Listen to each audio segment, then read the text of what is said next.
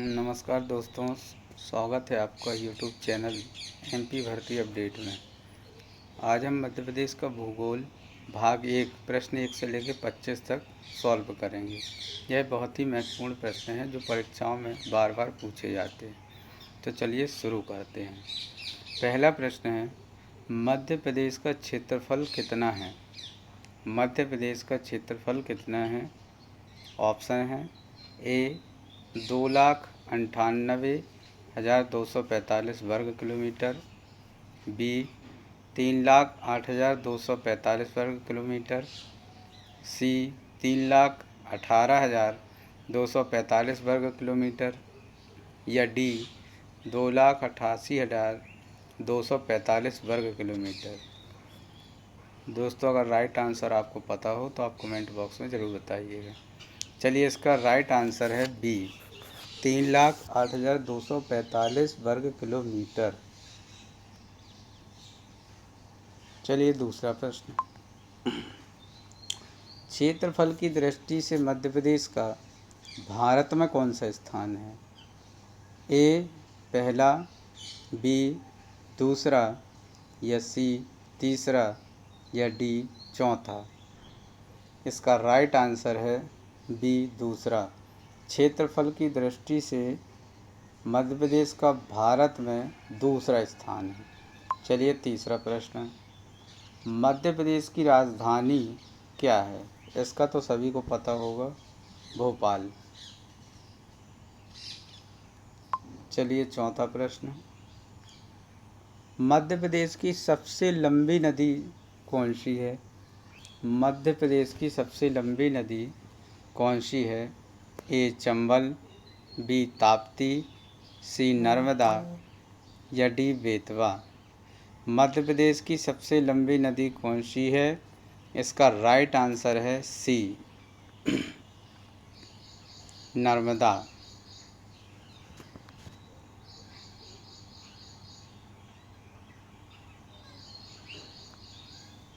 चौथे का right answer है सी नर्मदा। चलिए पांचवा प्रश्न, नर्मदा नदी का उद्गम कहाँ से होता है? नर्मदा नदी का उद्गम कहाँ से होता है? ए धूपगढ़, बी अमरकंटक, सी पचमढ़ी या डी मांडू। नर्मदा नदी का उद्गम कहाँ से होता है? इसका राइट आंसर है बी अमरकंटक। चलिए छठवां प्रश्न, ताप्ती नदी का उद्गम कहाँ से होता है? ताप्ती नदी का उद्गम कहाँ से होता है? ए अमरकंटक, बी मुल्ताई या सी पचमढ़ी या डी शिवपुरी। राइट आंसर आपको पता हो तो आप कमेंट बॉक्स में ज़रूर बताइएगा। चलिए दोस्तों, इसका राइट आंसर है ताप्ती नदी का उद्गम स्थल कहाँ से होता है, यानी उद्गम कहाँ से होता है? इसका राइट आंसर है बी मुल्ताई। ताप्ती नदी का उद्गम कहाँ से होता है? मुल्ताई से। चलिए सातवां प्रश्न, मध्य प्रदेश की सबसे ऊंची चोटी कौन सी है? मध्य प्रदेश की सबसे ऊंची चोटी कौन सी है? ए महादेव, बी धूपगढ़, सी कालूमल या डी कैमूर। मध्य प्रदेश की सबसे ऊंची चोटी कौन सी है? इसका राइट आंसर है ऑप्शन बी धूपगढ़। धूपगढ़ मध्य प्रदेश की सबसे ऊंची चोटी है। चलिए आठवां प्रश्न, धूपगढ़ किस पर्वतमाला में स्थित है? धूपगढ़ किस पर्वतमाला में स्थित है? ए विंध्य, बी सतपुड़ा, सी अरावली या डी कैमूर। धूपगढ़ किस पर्वतमाला में स्थित है? इसका राइट आंसर है ऑप्शन बी सतपुड़ा। धूपगढ़ किस पर्वतमाला में स्थित है? सतपुड़ा पर्वतमाला पर स्थित है। चलिए नौवां प्रश्न, पचमढ़ी किस जिले में स्थित है? पचमढ़ी किस जिले में स्थित है? ए बैतूल, बी नर्मदापुरम, सी रायसेन या डी छिंदवाड़ा। पचमढ़ी किस जिले में स्थित है? इसका राइट आंसर है बी नर्मदापुरम। पचमढ़ी नर्मदापुरम जिले में स्थित है। चलिए 10वां प्रश्न, मध्य प्रदेश की जीवन रेखा किस नदी को कहा जाता है? दोस्तों यह तो सबको पता ही होगा, चूँकि जगह जगह पूजी भी जाती हैं। इसका राइट आंसर है ऑप्शन बी, माँ नर्मदा। मध्य प्रदेश की जीवन रेखा किस नदी को कहा जाता है? नर्मदा जी को मध्य प्रदेश की जीवन रेखा कहा जाता है। चलिए 11वां प्रश्न, चंबल नदी का उद्गम कहाँ है? चंबल नदी का उद्गम कहाँ है? ऑप्शन है ए जनापाव पहाड़ी, बी अमरकंटक, सी मुल्ताई या डी धूपगढ़। चंबल नदी का उद्गम कहाँ है? इसका राइट आंसर है ए जनापाव पहाड़ी। जनापाव पहाड़ी चंबल नदी का उद्गम स्थल है। चलिए 12वां प्रश्न, बेतवा नदी किस नदी की सहायक नदी है? बेतवा नदी किस नदी की सहायक नदी है? ऑप्शन है ए गंगा, बी यमुना, सी नर्मदा या डी ताप्ती। बेतवा नदी किस नदी की सहायक नदी है? इसका राइट आंसर है ऑप्शन बी यमुना। बेतवा नदी यमुना नदी की सहायक नदी है। चलिए 13वां प्रश्न, सोन नदी का उद्गम कहाँ से होता है? सोन नदी का उद्गम कहाँ से होता है? ए मुल्ताई, बी अमरकंटक, सी धूपगढ़ या डी पचमढ़ी। सोन नदी का उद्गम कहाँ से होता है?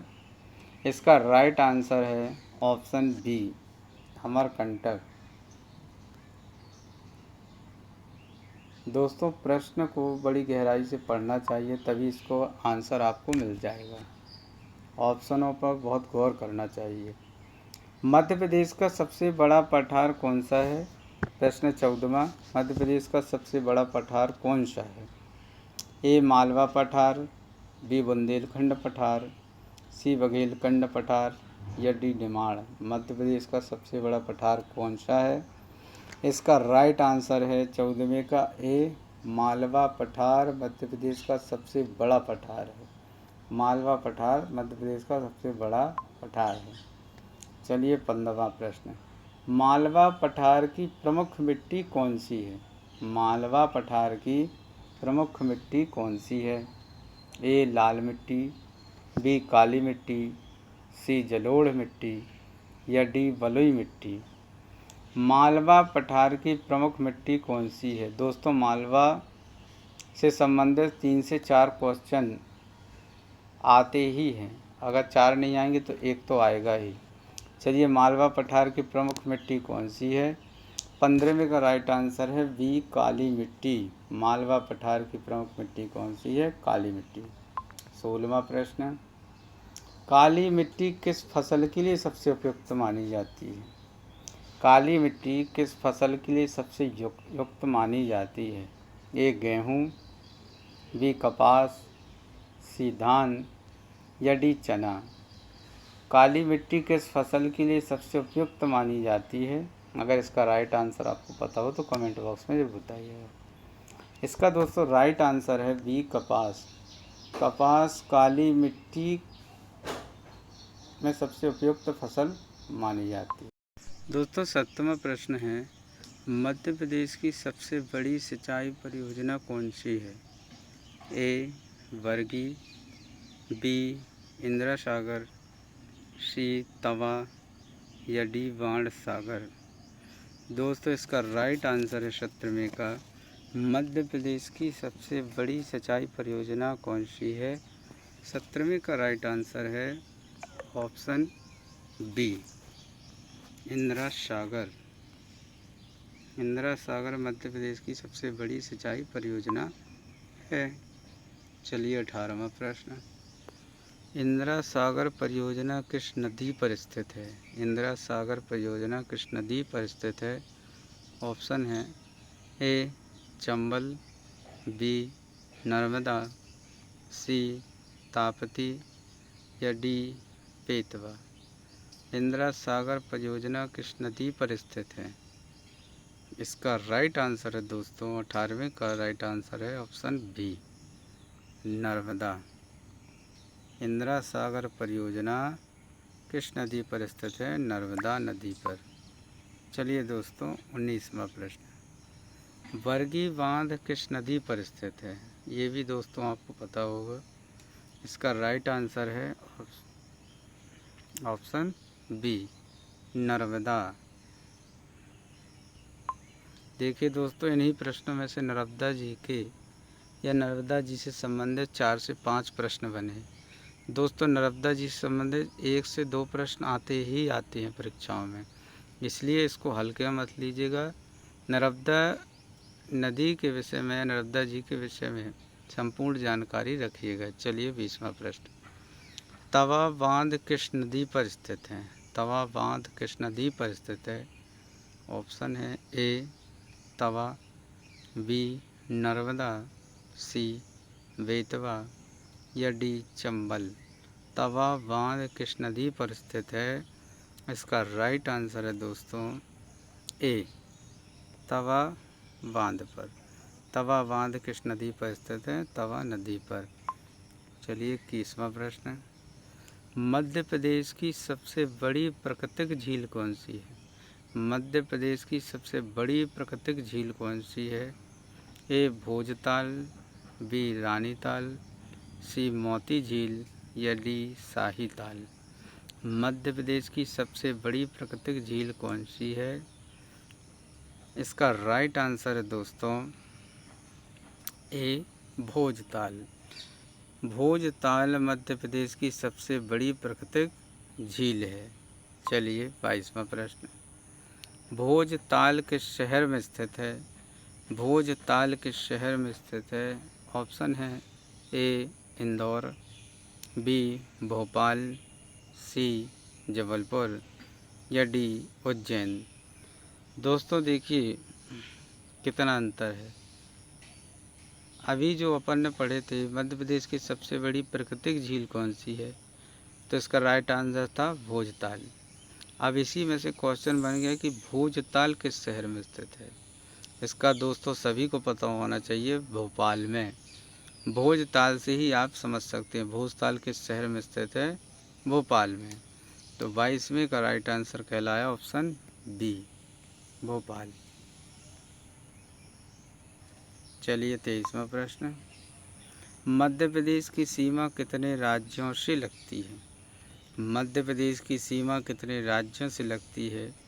दोस्तों यह भी प्रश्न बार बार परीक्षाओं में पूछा जाता है, तो इसलिए इसको IMP कर लीजिए। मध्य प्रदेश की सीमा कितने राज्यों से लगती है? तो दोस्तों इसका राइट आंसर है 5 राज्यों से मध्य प्रदेश की सीमा लगती है। चलिए